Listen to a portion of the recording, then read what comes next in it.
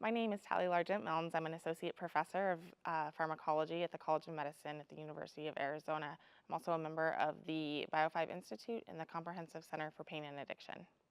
The idea of hearing the invisible came from reading the children's book, The Phantom Tollbooth. I was reading it to my daughter recently before bed, and we got to the chapter where we meet Chroma, and Chroma is a conductor of colors, and he brings color into the world. And as we were reading, I was thinking, well, I wonder what a symphony of the brain would sound like. And so my lab is interested in neuroscience and the science of pain and addiction. And so we just kind of ruminated for a little bit and got to thinking and talking with some colleagues and eventually with my collaborator, Cynthia Stokes, and understanding, if a brain EEG or an electroencephalogram is a waveform and sound is a waveform, what would the brain sound like? And could we create a symphony based off of sound waves?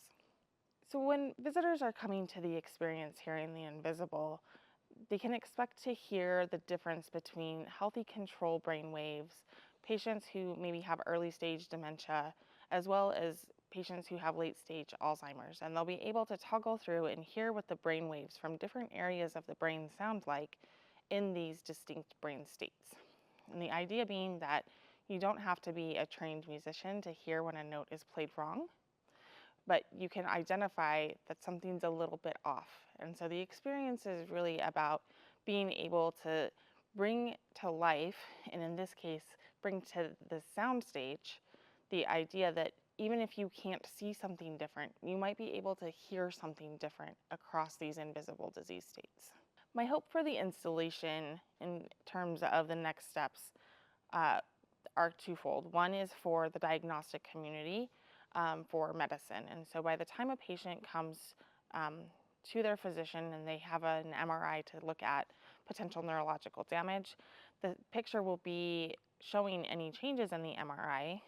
And at that point in time, it's too late to really have an intervention. We can maybe stop progression, but we can't prevent things from starting. And so the idea with the audible EEG is really that we might be able to hear a difference earlier so that we can intervene for these patients well before there's damage to the brain itself. The second step is to really bring the education component to the world in a way that's received by non-scientists in a way that they can really relate to. And to see this idea that science and art can come together. They are a beautiful and complementary way to present information so that we can all share in the lived human experience. So the idea for hearing the invisible really came from this reading of this book, The Phantom Tollbooth, but it really came to fruition during the time that I was part of Cohort 2 at the research leadership training offered through Research Development Services at the University of Arizona. And it was during this training institute, which was a year-long institute, that I met my collaborator, Cynthia Stokes. And from the moment we started talking about this idea, what I had maybe envisioned in my head started to come to life. And so the Research Leadership Institute was really about training us as to how to find collaborators, how to grow collaborations, and how to really amplify the research at the University of Arizona as we take steps into the future to be innovators. And so through that, Cynthia and I, as well as several others, were able to really conceptualize and then materialize hearing the invisible, in which we could, again, grow this science, art, collaborative platform. Yeah, so I love my students. My students are the reason that I come to work. I love the research, but I also love the impact that they make on me and that I can make on them. And so one student in particular has been really helping me with hearing the invisible. His name's Matthew Flowers. He's an MD PhD student. And so he went along with me on this harebrained idea of, hey, can we hear what the brain sound like, right? He and I had talked about some other things. How does music itself impact the brain? but could we actually make music out of the brain? And he was quite the trooper and has really delved into this project and made it come alive. My name is Matthew Flowers. I'm an MD PhD student in Dr. Largent-Milnes' lab in the Department of Medical Pharmacology here at the University of Arizona. So since coming to the University of Arizona, my research has primarily been on headaches and pain, and most specifically medication overuse headache. And luckily, my mentor comes to me with a bunch of these different projects, and I get a different experience in all these different fields. One of them is this Alzheimer's and EEG project that is in this Hearing the Invisible event. So this has been quite a really new experience and fantastic journey, going from this initial concept to this whole fantastic installation and event that is being put on by Dr. Stokes and Dr. Largent-Milnes. And really it just started with an idea that my mentor, Dr. Largent-Milnes, came to me with and said, hey, I've got this idea, and her words were literally, go with my craziness. And we just took this concept of, can we take EEGs and transform them into something more tangible, like music, so everyone can see it and everyone can understand it. And it started off really complicated. I had no experience in this background, but really just dove into what other people had previously done and all the work that they had already put into it. And this came to this open source network called Open Neuro, in which a bunch of researchers and scientists come together and share their research. I was able to use that research and what they had done and start working on transforming it into music. And then with the collaboration with the School of Music, we could take it even a step further and make it way more better and enhanced and sound significantly more like actual music than something that I could create on my own. So our brain is incredibly complex. It's millions upon millions of connections between all these different neurons. And these neurons, when they're talking to each other, they create these electrical chemical signals. And then we can pick up those electrical signals using an EEG. And part of the process for this whole project is, can we discern differences in the electrical signals that we're picking up from a healthy brain versus one that's in a disease state, such as Alzheimer's or dementia? So within the brain, we have these electrical signals happening, and they occur at these different frequencies. So for instance, we can have these delta brain waves, which are very slow. They're about 0.5 to 4 hertz in frequency. And these usually correspond to very deep sleep or even unconsciousness. And a little bit above that would be our theta waves, which are about 4 to 8 hertz. And these ones more correspond to a state of dreaming or deep meditation. And then a little bit above that is our alpha waves, about 8 to 13 hertz. These are more a relaxed state. You're awake, but kind of this relaxed state that you're in. And then above that is our beta waves, about 13 to 25 hertz. And these correspond with being more awake and alert. And there's even one above that, which is our gamma waves, which is 25 and above, 100 hertz plus. And these are with deep focus and concentration. So I really hope the outcome of this installation and this research is the potential for giving us a new diagnostic tool for Alzheimer's. Alzheimer's is really difficult to diagnose. It's a diagnosis of exclusion, which means that we have to rule out a bunch of other things first, and there's no single diagnostic tool for it. So this installation and this project may give us the opportunity to diagnose these patients sooner and allow them to get them the treatment that they require. In addition to that, taking something as untangible as data points or a wave on paper and transforming it into something that someone can hear, it gives them something more tangible to hold on to. And this might be something that's more useful to the patient as well as the families of those patients who aren't really sure what's going on. And in the state where it's just chaotic, they're not sure what's going on with their loved one, it can give them something to grasp and have a better understanding of what's really going on. Yeah, I mean, I'd really like to thank all the people involved in this project, including my mentor, Dr. Largent-Milnes and Dr. Stokes. This is something that I never would have been involved in or had on my horizons, and has given me a much better appreciation for really the need to combine the silos of this research and music, and the collaborative efforts that we can do together, and the wonderful projects like this that come of it. My name is Cynthia Stokes, and I'm the Amelia T. Raymond Endowed Chair for Opera Theater. One of the big things that I came to the University of Arizona interested in was creating large-scale operatic installations. And over the course of the 7 years that I've been at the University of Arizona, I've been able to do some projects here, but also a number of projects nationally. I think that large-scale installations create opportunities for communities to come together in a way that they might not normally feel safe or comfortable doing if they were, say, at an opera, a traditional opera. So I brought a lot of that to what I wanted to explore in Hearing the Invisible. Last year, I was part of the second cohort for the Research Leadership Institute, which was really a fantastic opportunity to not just examine my own best practices, but as important was the idea that I connected to colleagues across the university that I would never have had a chance to work with, to meet. So I see the campus in a very different way now. I see it as sort of like 32 points of light that I know who's there and I know what resources we share.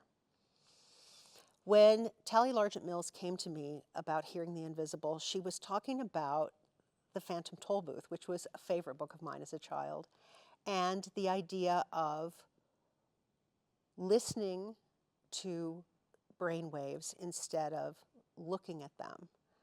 And of course, the rest turned into this very, very interesting collaboration that you're going to get a chance to see very soon. It's been wonderful to bring students into this process. We've done an independent study for students across the university. So I have students in neuroscience and students in psychology and students in business and some music kids and a variety of other students who have been part of the independent study to install this piece and do some of the small research aspects that are going to be shared with you when you come to see the production. As humans, we are always doing multidisciplinary work. Science does not live in a box. The arts do not live in a box. The humanities do not live in a box. All of these things are constantly in our lives integrated.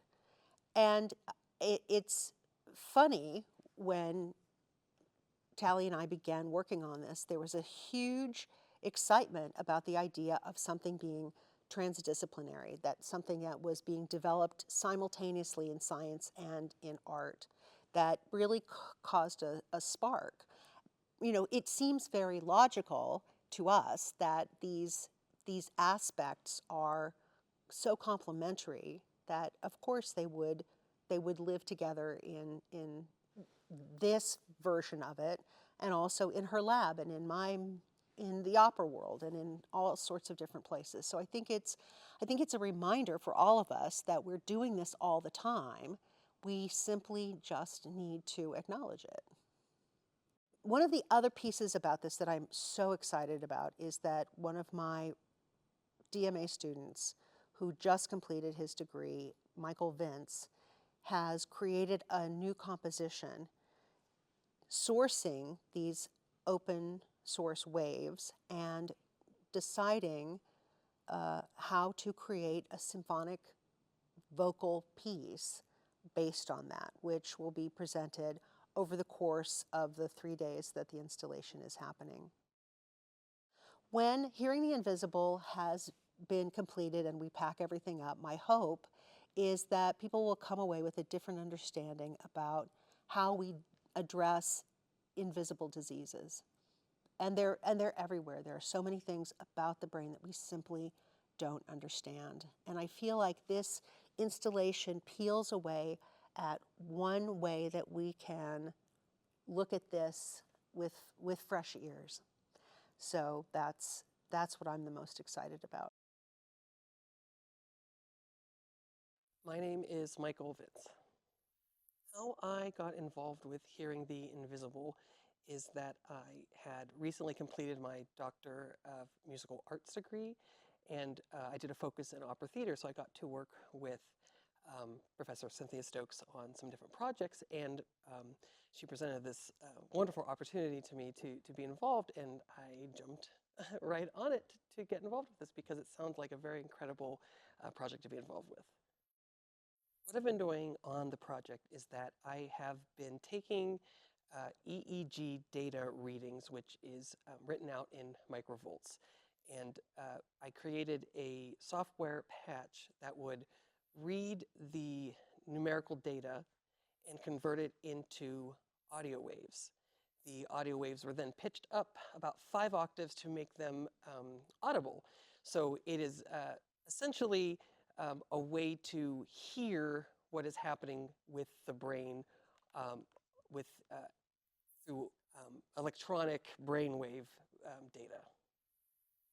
The musical composition that I have written for the 3-day project is basically looking at the other side of the coin.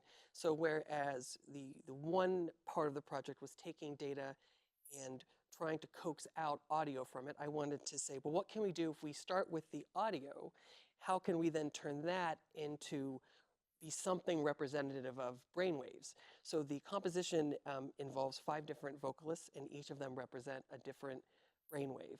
And the structure is very free form. It's meant to have a feeling as if we were taking an acoustic reading of the singers for a given amount of time. So even I don't know how the piece actually forms at each performance, which I think is part of the reason I wanted to do it that way, that it has this very natural, very, to use the word, organic feeling to it, as it is when you're taking EEG readings from a brain.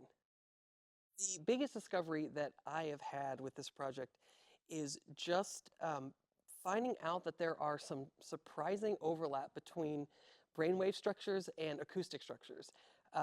You know, in acoustics, we have the overtone series. So essentially, you know, lower notes are often have these wider spacings, and as you get higher up in the overtone series, they get closer and closer together. And it's not exactly a one-to-one matchup, but I found that it's very similar with the brainwaves. The delta range frequency is the widest, and as you go up into the higher brainwave frequencies, they get smaller and smaller. So it's just this really amazing reminder of how waves and wave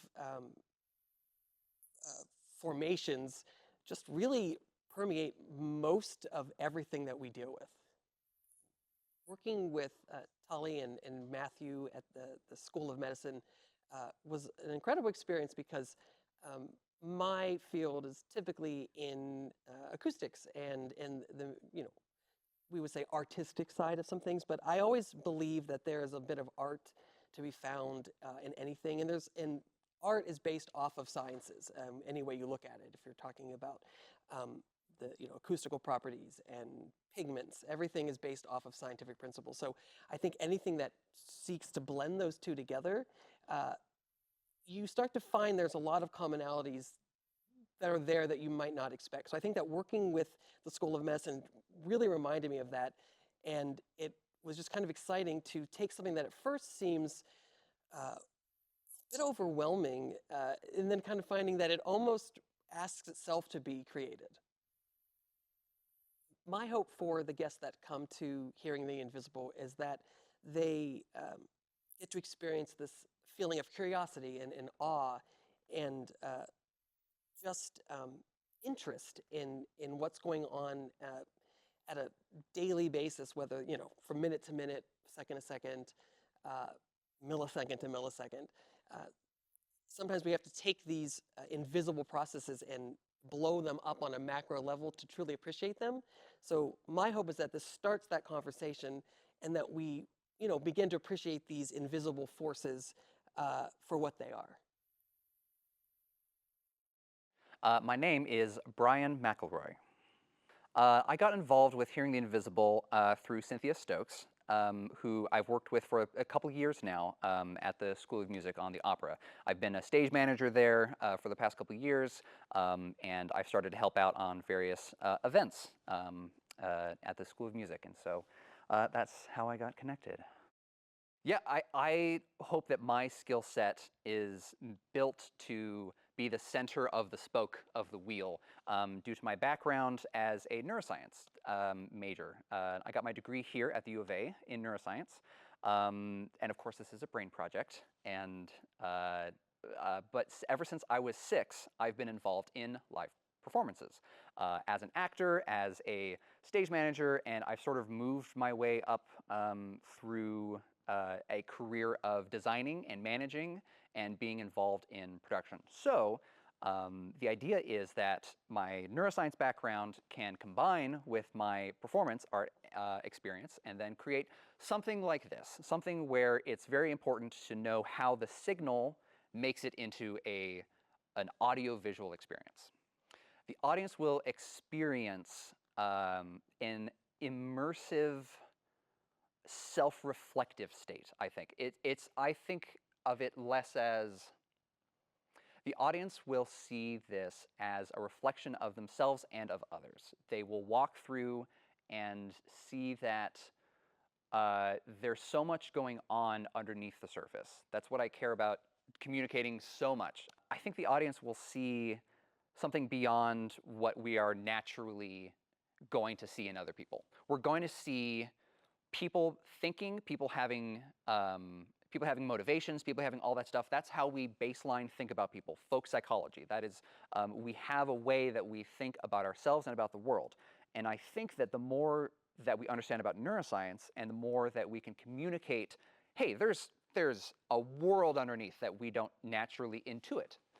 There's a whole world of signal. There's a whole world of chemicals. There's a whole world of electricity. All that's happening that we just take for granted that doesn't exist. And the more that we communicate that, the more that we will understand why it's vital to put research and money towards projects like this and research into those things. The biggest aha moment was a conversation I had with Michael Vince when we were talking about the various things that he was creating for the AR app, and we were going, man, it really doesn't make sense just to have sine waves. The initial thought was, the brain is electricity. It's a signal. So why can't we just boost that into a higher frequency range that we can hear, and then try to understand that? But you listen to it, and it's just noise. It's truly noise when you turn it into just sound. So there has to be a transformation from sound into music. Music is where our brain is able to understand. Music is where we're able to differentiate between people. Music is the point of this project. So the biggest aha moments were when we were talking about how to break down the brain signal into a way that could mean that music entered the equation. And we were fighting against it so long. We were going, oh, all we have is sound. All we have is, or we're not able to create something that has structure, something that has second-to-second differences that are noticeable by the ear. That's what we're looking for. And when we had those conversations, we had a couple aha moments.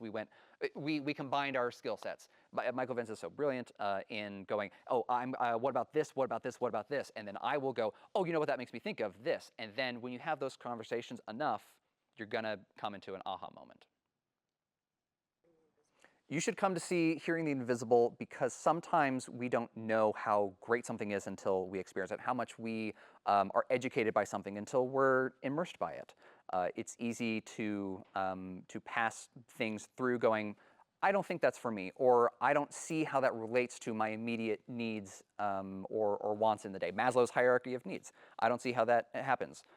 When you walk through a brain and you see all the lights and sound and you understand yourself and others better, you realize that you've gained something, you've learned something. Hi, my name is Emily Stone. I am a junior and I'm studying psychological sciences, and I also have a minor in educational psychology and Spanish.